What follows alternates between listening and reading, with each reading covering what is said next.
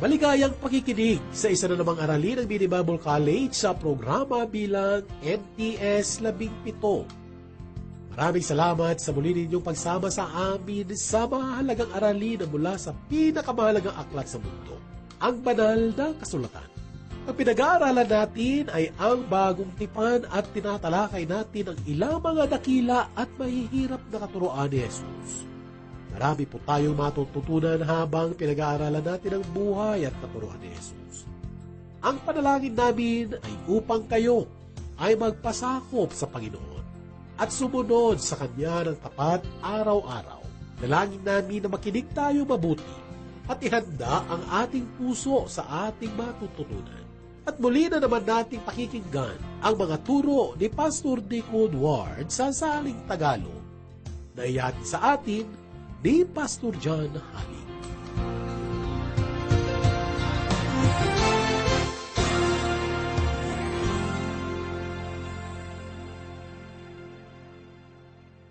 Maligayang pakikinig mga minamahal naming mag-aaral dito po sa Mini Bible College. Sa atin pong pagsisimula, kung mayroon kayong Biblia, makipagbukas po kayo sa akin dito po sa Mateo, kabanatang 20 at tatalakayin po natin ang 17 mga talata. At nais ko pong basahin natin ang mga nakakamanghang talinghaga ni Jesus.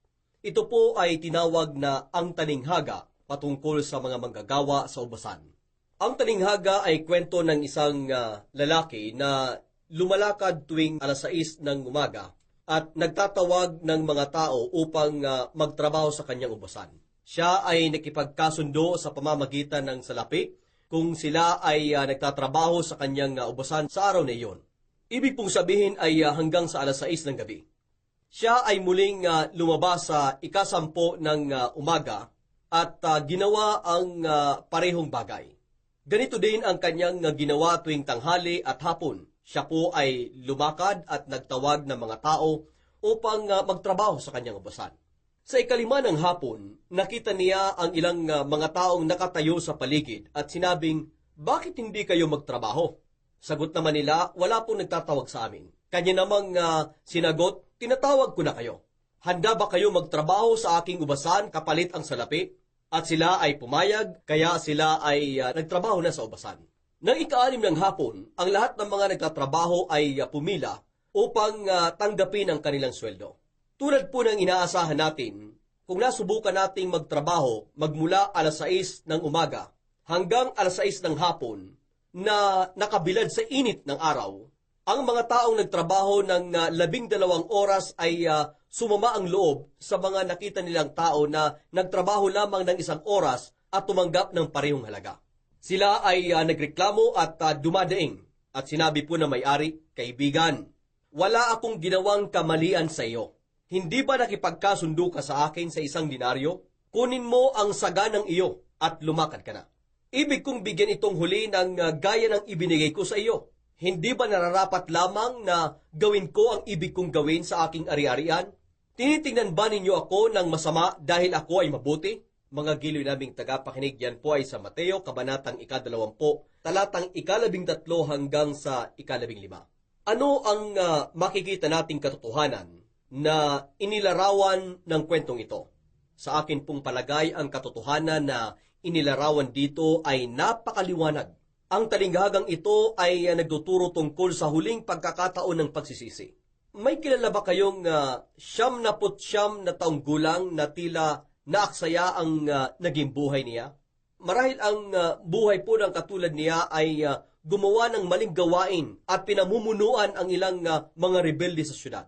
Sa kanyang higaan, isang pastor po ang pumasok at binuklat ang Biblia at sinabing, "Darating si Jesus." Ang sinabi sa kanya ay tungkol sa himala ng pagtubos at kaligtasan.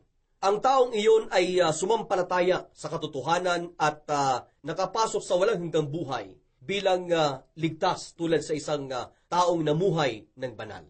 Kapag tayo po ay nakarating na sa langit, sa palagay ba ninyo ay may pagdaing pa kayong maririnig tulad ng nasabi sa talinghaga? Marami na akong nakikitang mga tao na huling tumanggap kay Kristo sa kanilang buhay. Naalala ko ang isang 89 na taong gulang na lalaki na buong nanampalataya sa ganitong edad. Marami na siyang naranasang kabayaran sa kanyang buhay dahil sa uri po ng kanyang pamumuhay. Sinabi sa akin ng kanyang asawa na pumunta at kausapin siya dahil siya ay matagal nang umiiyak. Nang sinubukan ko kung bakit siya umiiyak, ang masasabi lamang niya ay, mga anak ko, mga anak ko. Ang dalawa sa kanyang mga anak ay nasa isang institusyon ng mentalidad. Ang buhay nila ay nawasak dahil siya ay naging nakakasindak na ama at nakakatakot na asawa. Marami pong kabayaran sa ganitong uri ng buhay. Ngunit ang taong ito ay tumanggap ng kaligtasan sa edad na 89. May isa pong mahabang dula, ngunit hindi ko na babasahin dahil ito po ay napakahaba. Ito po ay tungkol sa isang debate na uminit sa langit. At may dalawang matatandang lalaki, ang isa po ay 71 at ang isa ay 90. Pinagtatalunan nila kung sino sa kanila ang may mataas na karangalan ng biyaya doon po sa langit. Sinabi ng 71 taong gulang na lalaki, "Ako ang may mataas na karangalan ng biyaya sa langit dahil namuhay ako ng nakakatakot at makasalanang buhay hanggang sa edad na ika-71. Sa aking higaan, ako ay nanampalataya. Ako ay naligtas kaya ako ang may mataas na karangalan ng biyaya sa langit." Ngunit sinabi naman po ng 70 taong gulang na lalaki, ang sabi niya, Hindi ako pumapayag sa iyo. Ako ay pinanganak sa tahanan ng mananampalataya. Ang mga magulang ko ay banal. 5 taong gulang pa lamang ako nang ako ay nanampalataya sa Diyos. Wala akong ibang pinagtiwalaan kundi ang buhay mananampalataya lamang at lagi akong sumasama sa gawain.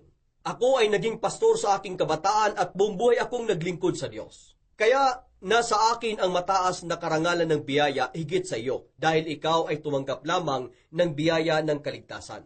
Ngunit tinataglay ko at ipinamuhay ang biyaya. Mga gili kong tagapakinig, ang pagtatalo po ay patuloy na uminit. Sa hulihan, hindi pa rin sila makapagpasya at hiniling nila sa mga anghel ang pagpapasya. Sinabi nila sa mga anghel, "Kayo na ang humusga. At sabihin ninyo sa amin, sino ang may mas mataas na karangalan ng biyaya?" Matapos po ang maraming pagtatalo, sinabi po ng mga anghel, "Ang ikalawang lalaki ang may mataas na karangalan ng biyaya dahil nasa kanya ang biyaya ng kaligtasan. Iningatan ang biyaya at ito ay ipinamuhay." Mga giliw kong mag-aral, tunay nga na mas maayos kung hindi tayo nagkakasala. Huwag kayong malungkot kung ipinamuhay ninyo ang masamang buhay. Minsan, naririnig po natin sa ibang tao ang mga tanong kung paano tayo naging mananampalataya. Kahit pa sabihin natin nagnakaw tayo sa bangko at naging armadong tao. Naibabahagi po natin sa kanila ang impresyon na tayo ay naligtas mula sa ganitong uri po ng buhay. Marahil pupunuin ng maraming tao ang auditorium upang marinig lang ang kwentong ito ng pananampalataya sa Diyos. Minsan na ibabahagi natin sa mga kabataan ang tungkol po sa pagkakasala at pagkaligtas mula sa pagiging makasalanan.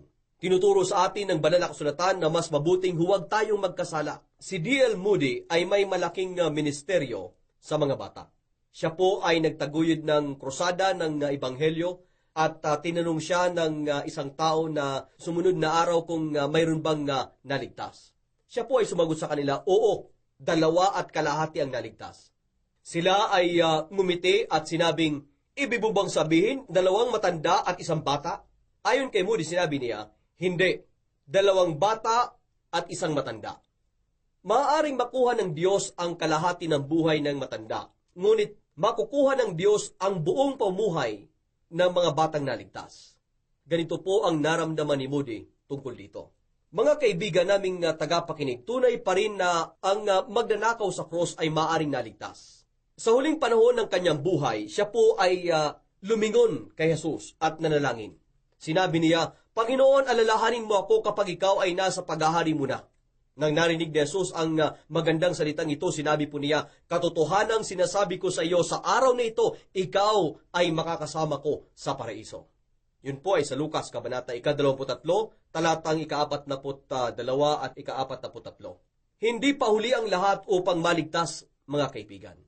Ito po ang katotohanan ng talinghaga tungkol po sa mga manggagawa sa ubasan. Sa 20 kabanata ng Mateo, nagsisimula sa talatang 20 hanggang sa 28, doon ay matutuklasan po natin ang magandang katuruan na nagmula sa pakikipag-usap ni Jesus at ng kanyang mga apostol. si Ginang Zebedeo na ina ni na Santiago at Juan ay lumapit kay Jesus at siya po ay nagpakumbaba sa harapan niya. Ayon kay Jesus, may kung anong nakauuyam sa nanay na ito. Narito siya na nakababa ang mukha at tinanong si Jesus, "Ano ang iyong kailangan?" Sa aking palagay, ito po ay isang pakiramdam na nakauuyam na bagay. Isipin po natin ito. Kailan po ang huli ninyong paglapit sa Diyos na may nakababang mukha? Hindi ba ito ang panahon na may kailangan kayo? Tunay nga na may kailangan ang nanay na ito. Sinabi niya kay Jesus, "Sabihin mo na ang dalawa kong anak ang mauupo sa iyong kanan at sa iyong kaliwa, sa iyong paghahari." Yun po ay naitala sa Mateo, kabanatang 20, talata 21. Karaniwan lamang sa puntong ito, ang ibang mga apostol ay nagalit kina Santiago at Juan. Kaya pinatawag ni Jesus ang lahat at nagbahagi ng dakilang katuruan.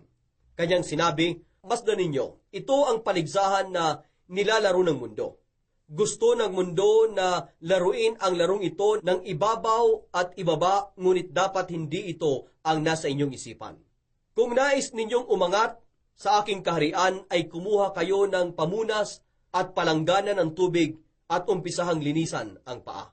Dapat kayong magpakumbaba. Ang paraan upang makapunta sa aking kaharian ay upang maglingkod. Sapagkat hindi ako naparito sa mundo upang paglingkuran, kundi upang maglingkod at ibigay ang aking buhay sa paglilingkod sa iba."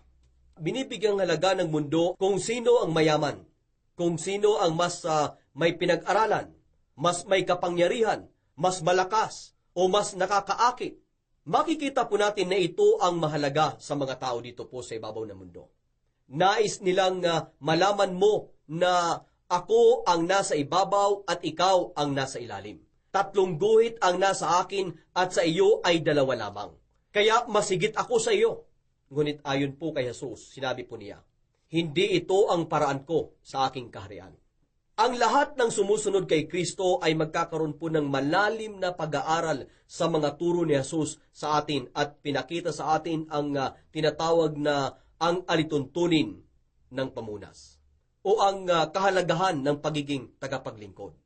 Makikita po natin na palaging nagtuturo si Jesus kahit pa sa maikling pag-uusap lamang. Kung babasahin po natin ang 21 kabanata ng Mateo, doon ay mababasa po natin ang isang napakahalagang kabanata ng magandang balita o ebanghelyo ni Mateo.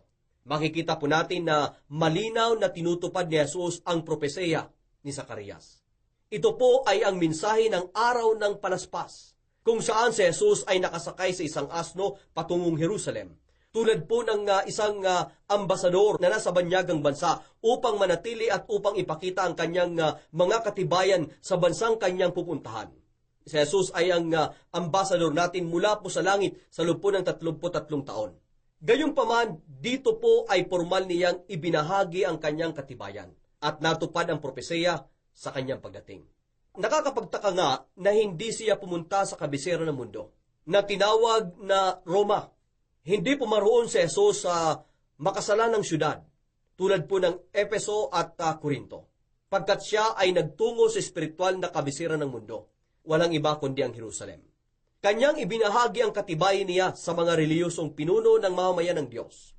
Marami po sa atin ang pamilyar sa katotohanan na sumakay si Jesus sa isang asno patungong Jerusalem.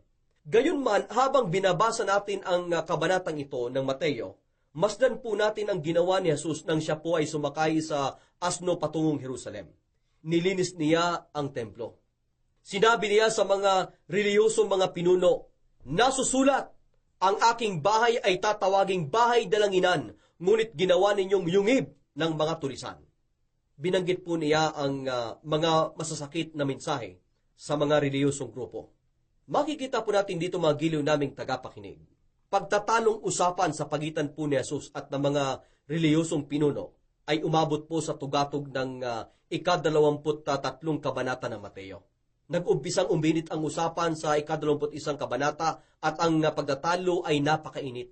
Habang ang pagtatalo ay patuloy po na lumalala, sinumpa ni Jesus ang puno ng igos at ang puno ng igos ay nalanta. Sa banal na kasulatan, ang puno ng igos ay simbolo po ng Israel.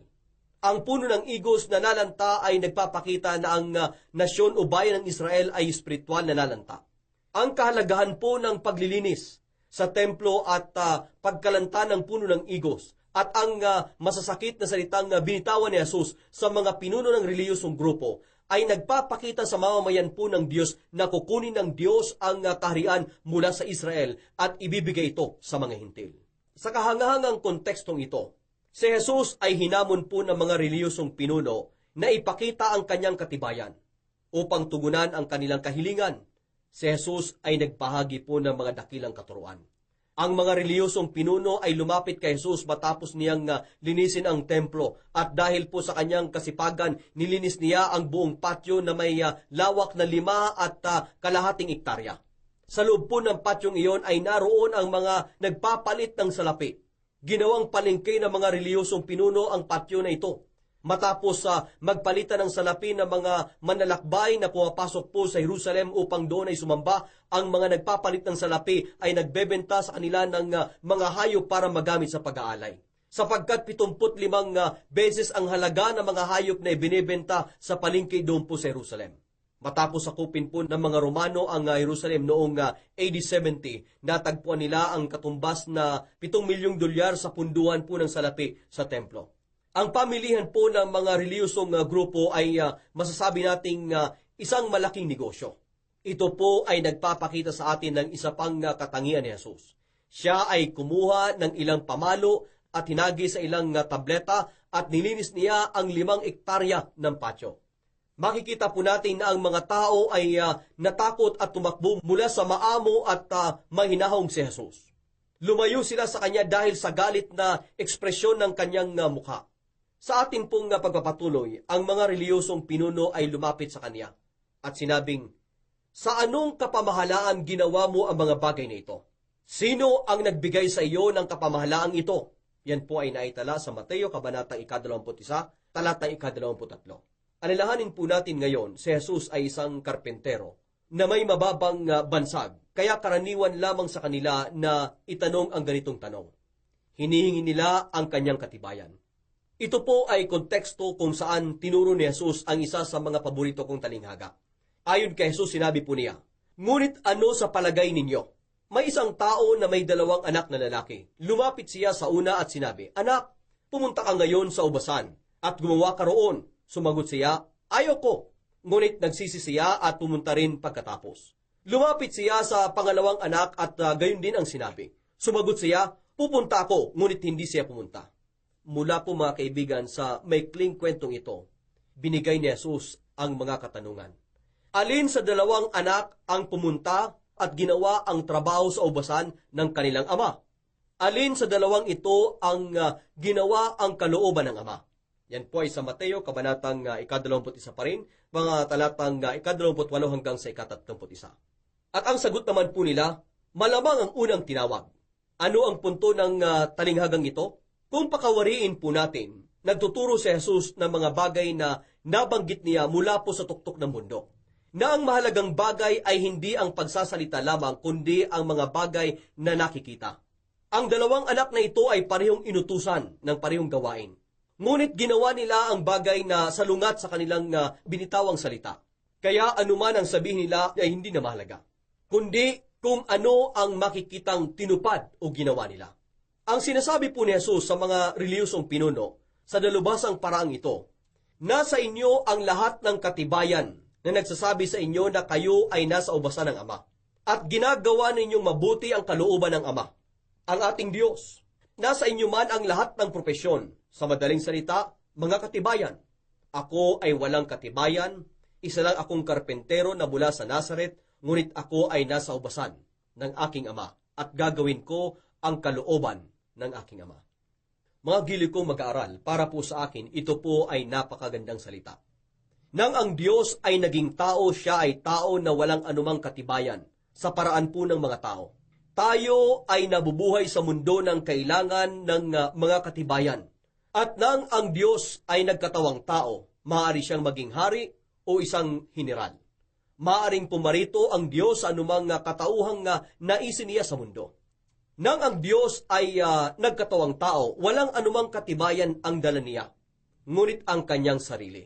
Wala man siyang maipakitang katibayan, ngunit siya ay nagpakita ng mga hindi pangkaraniwang bagay na ginawa niya. Sa talinghagang ito, sinasabi po ni Jesus sa mga reliyosong pinuno, ang mahalagang bagay ay hindi sa pamamagitan ng propesyon, kundi sa pamamagitan ng gawa.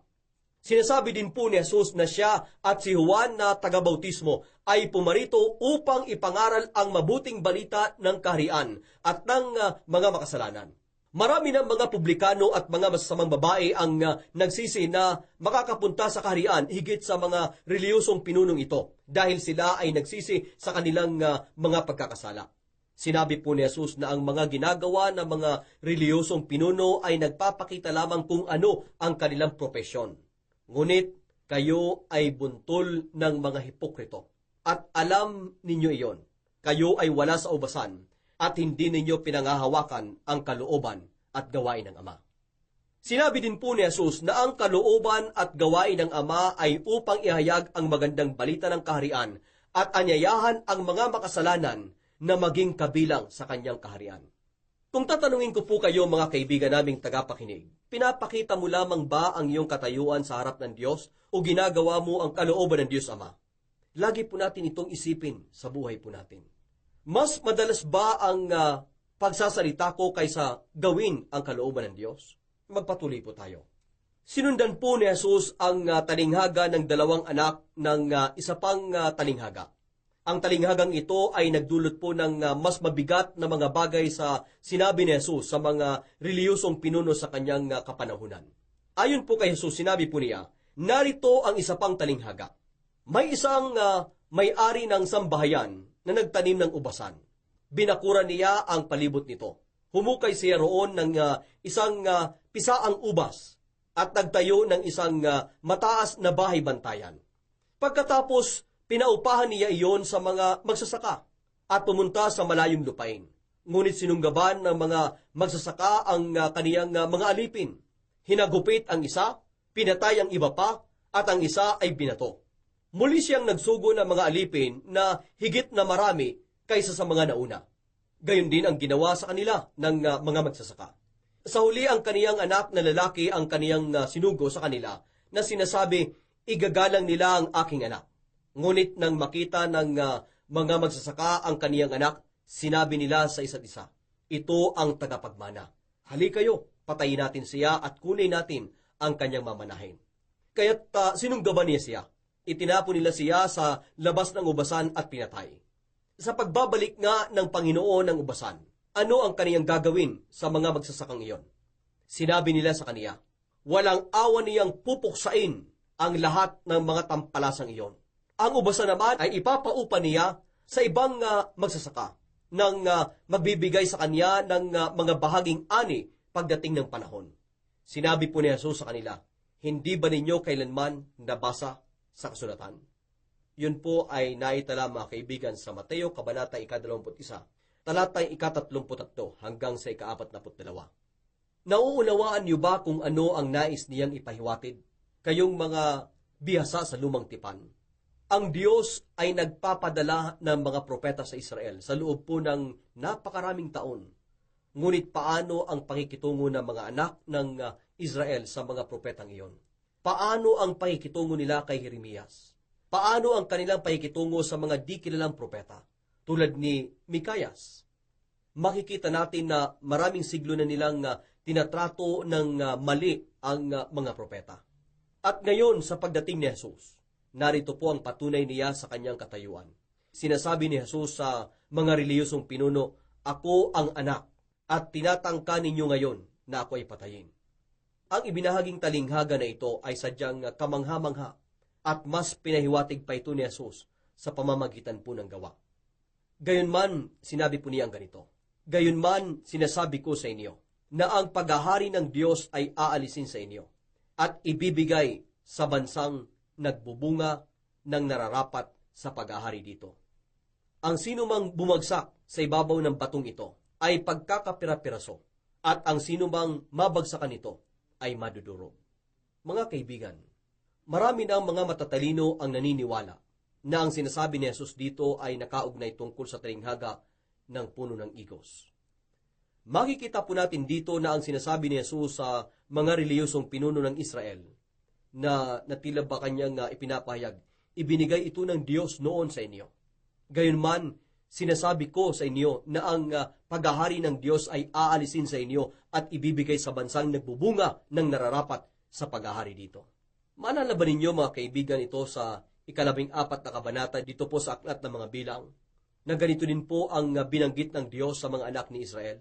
Sinabi niyang, 10 beses ko nang pinatunayan ang sarili ko sa inyo, ngunit hindi pa rin kayo naniniwala sa akin. Kaya hahayaan kong mangyari ito sa inyo, kayong lahat ay mamamatay sa ilang. Mga kaibigan, tinawag ko po itong antas ng pagpapasya. At nabanggit ko noon na tinuturo nito ang kamangamangang katotohanan na ang pasensya ng Diyos ay hindi nauubos. Ang hindi pagsunod ng mga mamamayan ng Diyos sa kalooban ng Diyos ay umabot po sa punto kung saan ang antas ng pagpapasya at sinasabi ng Diyos na hindi ninyo ginagawa ang kalooban ko, kaya maghahanap ako ng sino mang gagawa nito.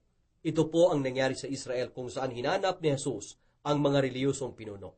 Sa katunayan, sinasabi ni Jesus na ililipat ng Diyos ang kanyang himpilan. Nagkaroon na kayo noon ng pagkakataon upang maging bansa na magdadala sana sa bunga ng kaharian ng Diyos. Gayunpaman, napakaliwanag gayon na ayaw ninyong pumunta sa ubasan at gawin ang iniutos ng Ama. Hindi na kayo ang magdadala sa mga bunga ng kaharian ng Diyos. Mga kaibigan, makikita po natin na ganito naman ang pamamaraan ni Jesus upang ipaunawa ang pangyayaring ito. Ang pagsunod sa Diyos ay tulad po ng bato kung saan kayo ay babagsak. Kapag kayo ay babagsak sa batong ito, kayo ay masisira sa kalooban ng batong ito. Nasa inyo ang pagkakataon upang mahulog sa batong ito at masira. Ngunit kung hindi kayo magpakahulog sa batong ito at masira, ang bato ay mahuhulog sa inyo at kayo ay madudurog ng pinong-pino. Mga kaibigan naming tagapakinig, makikita po natin na ang mga mabubuting salita ni Jesus ay gumawa sa kasaysayan ng simbahan. May panahon kung saan tinawag natin ang lupang banal na himpilan ng Diyos. Makikita po natin na patuloy na kumikilos ang Diyos noon sa lupa ng Israel.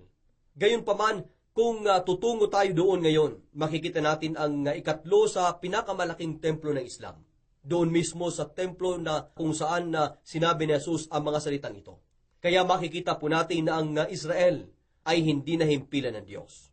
Kung magbabiyahe kayo patungo po sa lupang banal sa Israel, maaari kayong magtungo sa Asia Minor, sa Turkey kung saan naroon ang Efeso. Sasabihin po ng mga tao na dito naabot ng Kristyanismo ang tunay na kaitaasan nito. Ito po ang lugar kung saan nangaral si Apostol Pablo at unang itinatag ang paaralang Biblia. Atin pong makikita na inilipat ng Diyos ang kanyang himpilan mula po sa lupang banal tungo po sa Asia Minor.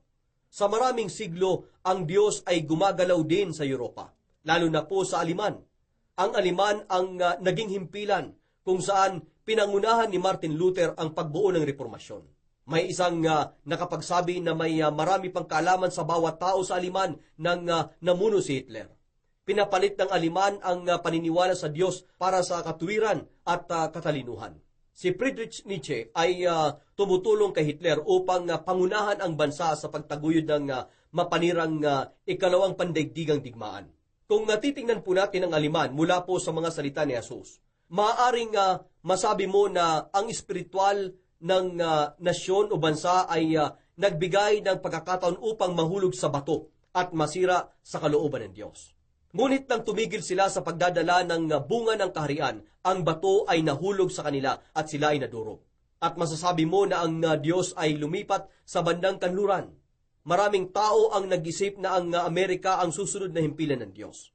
Gayunpaman mga kaibigan, napakalinaw na ang mensahe ng Diyos ay ito. Tulad ng ibang mga bansa kung saan gumagalaw ang Diyos, kung hindi natin dadalhin ang bunga ng kaharian ng Diyos, ang batong ito ay mahuhulog sa atin at tayo ay madudurog at ililipat ng Diyos ang kanyang himpilan sa ibang lugar.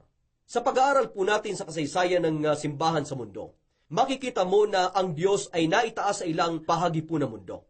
Bakit nga ba inililipat ng Diyos ang kanyang himpilan? Dahil ang mga tao kung saan kumikilos ang Diyos ay dumating sa punto na hindi nila tinataglay ang bunga ng kaharian. Darating po ang araw na sasabihin ng Diyos na ako ay bababa sa inyo at kayo ay madudurog at kikilos ako sa ibang lugar. Ang magandang pagsasagawa sa katotohanan ito ay maaaring isagawa ng bawat nasyon o bansa at maaari ding ipamuhay ng bawat tao. Lahat po tayo ay nagtataglay ng kanya-kanyang antas ng pagsasagawa o karanasan. Bawat isa po sa atin ay kailangang harapin ang usaping ito. Tayo ba ay babagsak sa bato at gagawin ang kalooban ng Diyos at ipapamuhay ang nais ng Diyos sa ating buhay o babagsak ang bato sa atin? Kapag ipinapamuhay natin sa Diyos na hindi natin ginagawa ang kanyang kalooban, ay iiwan tayo ng Diyos at hahanap ng iba upang gagawin ang kanyang kalooban. Kapag nangyari po ito, tayo po ay mawawalan. Sa ating pong pagbabatuloy, titingnan po natin ang isa pang talinghaga tungkol po sa pagkakaisa na makikita po sa 22 kabanata dito po sa Mateo. Mahalaga din na basahin po natin ang bersyon ni Lucas sa parehong talinghaga sa Lucas kabanata 14. Ito po ay tunay na dakilang talinghaga na nagsasabi na nais makipag-isa ng Diyos sa atin. Ang mensahe po ng talinghaga na mababasa po natin ay tungkol po sa pagiging mabunga. At ito po ay talinghaga tungkol po sa pagkakaisa. Ayon kay Jesus, isang tao po ang naghanda ng malaking hapunan at nag-anyaya ng marami.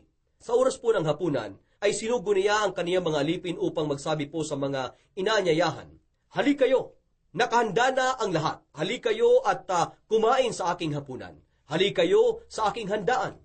Yun po ay naisulat sa Lucas, kabanatang 14, talatang 16 hanggang sa 24. Minsan ko na pong inisip sa aking pag-aaral ang isang eleganteng lamesa. Nakalaki po sa larawan na iyon ang mga salitang, "Hali kayo." Ang lahat ay nakahanda na. Sa banal na kasulatan, ang pagsasalo-salo ay simbolo ng pagkakaisa. Ang mensahe ng talinghagang ito ay nais ng Diyos na makipag-isa sa atin. Sa pahayag kabanatang 13, talata 20, doon ay mababasa po natin, "Narito ako ay nakatayo sa pintuan at patuloy na kumakatok. Kapag narinig ng sino man ang aking tinig at magbukas ng pinto, ako ay papasok sa kanya, ako ay maghahaponang kasama niya at siya ay kakain kasama ko." Napakaliwanag po mga kaibigan. Nais ng Diyos na makipag-isa sa iyo.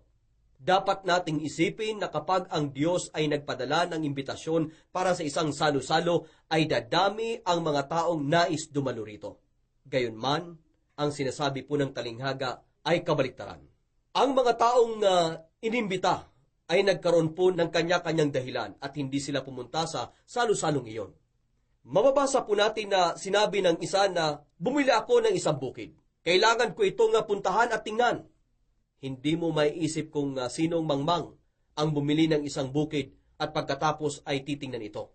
Ang nais nilang sabihin ay nakita na niya ang bukid na ito ng maraming beses. Ngunit ito ay pag-aari na niya ngayon. Nais niyang pumunta roon at titingnan ito. Nakabili na ba kayo ng kahit anong bagay tulad ng bahay at matapos ninyo itong bilhin ay tumingin kayo dito at sinabi ninyong, "Pagmamayari ko na ang bahay na iyan, iyan ang bahay ko"?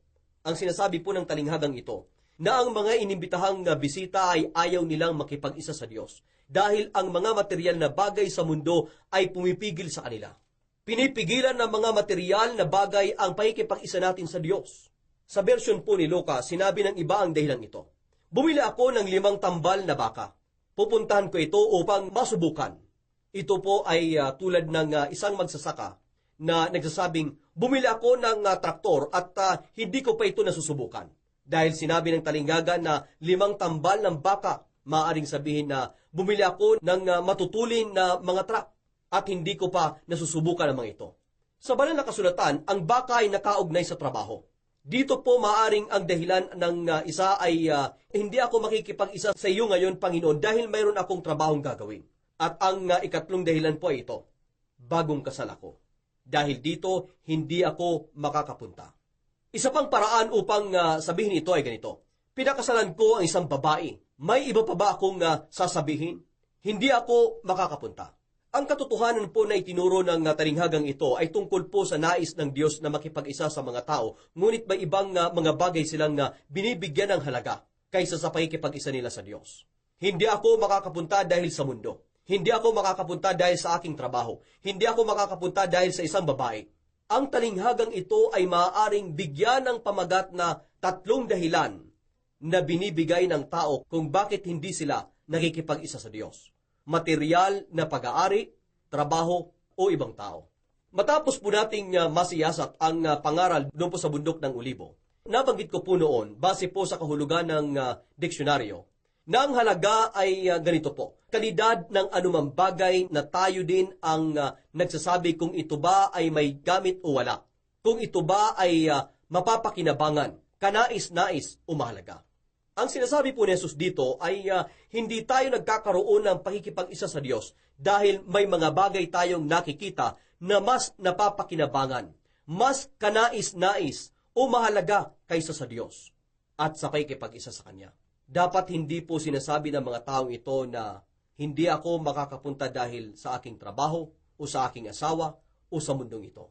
Dapat ang sinasabi po nila ay ganito, hindi ako pupunta at makikipag-isa sa iyo dahil hindi ko pinapahalagahan ang pakikipag-isa sa iyo tulad ng mga bagay na ito. Ano po ang ating makukuhang aral dito? Pang-personal, devosyonal na maaari nating ipamuhay mula po sa talinghagang ito. At gaano mo pinapahalagahan ang pakikipag-isa sa Diyos? Hindi ba't napakagandang isipin na nais ng Diyos na makipag-isa sa iyo at sa akin? May kilala akong pastor na nagkaroon po ng malaking simbahan. Napakarami niyang iniisip na mga bagay tungkol po sa pangunguna. Minsan tinanong ko siya kung ang mga ginagawa niyang pangunguna ay nakakabala ba sa kanyang devosyonal na buhay. Kanyang sinagot, oo, may ilang mga araw at nais kong makipag-isa sa Diyos ng lubusan. Nakaupo lamang ako doon at iniisip kong gaano ko kagustong makipag-isa sa Diyos ng 2 oras. At pagkatapos tumingin ako sa tambak na trabaho sa aking mesa at nilagay ang Biblia sa tabi at sinimulan kong gawin ang trabahong iyon. Nararamdaman ko kung titingin sa akin ng Diyos at sasabihin niyang, ganyan lang anak, gawin mo lang ang nais mo, kung ito ang mas mahalaga para sa iyo. Naunawaan ba ninyo ang sinasabi ng talinghagang ito? Mga kaibigan, nais makipag-isa sa atin ng Diyos. Dapat nating pahalagahan ang pakikipag-isa ng Diyos sa atin, higit sa pagpapahalaga sa ibang mga bagay o tao. Magpatuloy po tayo. Ang dakilang talinghagang ito ni Jesus, dito po sa aklat ng Lucas, kabanatang 14 ay sinundan po ng nakakatakot na turo ni Jesus, kung saan masasabi natin na ito ay mahigpit na kasabihan ni Jesus. Ganito po ang kanyang sinabi, ang sino mang pumarito sa akin na hindi napupuot sa kanyang ama at ina, asawang babae at mga anak, mga kapatid na lalaki at babae, maging sa sarili niyang buhay, ay hindi maaaring maging alagad ko. Ang sino mang hindi nagpapasan ng kaniyang cross at sumusunod sa akin ay hindi maaaring maging alagad ko. Yan po ay sa Lucas kabanata 14, talatang 26 at 27. Sa may higpit na mga salitang ito, ay binanggit po ni Jesus ang parihong bagay sa kanyang talinghaga tungkol po sa pakikipag-isa sa Diyos. Sinasabing, kung nais ninyong maging alagad ko, dapat ako ang mas mahalaga sa inyo. Higit sa lahat ng tao sa inyong buhay, at dapat mas mahalaga ako higit sa inyong sariling buhay dahil papasanin ninyo ang inyong cross kung handa kayong sumunod sa akin. Karamihan po mga kaibigan sa mga taong nakapakinig sa mga salitang iyon ay nakita ang mga nakakaawang tao na pinapasan ang cross patungo sa lugar kung saan sila ipapako ng mga Romano. Isang pangyayari na hindi kanais-nais nang sinabi ni Jesus, kung ang sino man ay ibig sumunod sa akin, tanggihan niya ang kaniyang sarili, pasanin niya ang kanyang cross at sumunod sa akin. Yan po ay sa Mateo, kabanata 6, talata 24. Ang katagang ito ay nagtatak ng takot sa kanilang mga puso. Ang mga salitang ito ay nakatuon para sa atin ang tungkol sa biyaya at tunay na halaga ng pagiging disipulo. May hiningi bang kabayaran ang pagsunod kay Jesus? Ang mga salita ding ito ay nakatuon para sa atin tungkol po sa kahalagahan ni Jesus sa ating buhay. Si Jesus ay may taglay na mga halaga. Mapag-aaralan po natin ang mga kahalagahan niya sa patuloy nating pagsisiyasat sa mga turo po niya. Pinahahalagahan ni Jesus ang ilang mga bagay at ipinapakita niya sa atin ang mga bagay na ito. Habang tinitingnan po natin ang katangian po niya, ang malaking hamon sa atin ay ganito. Nasa akin ba ang katangian ni Kristo? Mahalaga kay Jesus ang pakikipag-isa sa Diyos. Patuloy po na nananalangin si Jesus dahil mahalaga sa kanya ang pakikipag-isa niya sa Diyos. Ipanalangin po natin ang mga katangian ni Jesus at isipin ang ating mga katangian. Pagkatapos ay harapin natin ang katanungang ito. Ano ang katangian ko bilang isang mananampalataya? Mga kaibigan naming tagapakinig, nabasa po natin ang imbitasyon o panyaya na ibinigay at napakinggan natin ang lahat ng dahilan ng mga taong ito upang hindi dumalo sa salo-salo. Ano naman ang iyong palagay? Dadalo ka ba sa salo-salong kasama si Jesucristo? Tinatanggap mo ba ang kanyang mga salita at ipinapamuhay? Laging alalahanin, kaibigan, ang nakikitang gawa ay mas higit pa sa pagsasalita. Ang Diyos ay may karapatang tingnan ang paglago ng bunga sa ating buhay. At kung ito man, kung binibigyan natin ng halaga ang mga bagay ng Diyos na higit sa mga bagay sa mundong ito, huwag po tayong magbigay ng anumang dahilan. Dapat nating tanggapin ang kanyang paanyaya na pumunta, kumain, at makisalo sa kanya. Sabihin mo ito ngayon kay Jesus. Jesus, hindi na ako magbibigay ng anumang dahilan upang hindi makadalo sa iyong salo-salo. Nais kong maranasan ka sa aking buhay. Nais kong ikaw ang maging Panginoon at Hari ng aking buhay at nais kong maglingkod sa iyo. Maraming salamat sa iyong pag-ibig at sa pangako mong hindi mo ako iiwan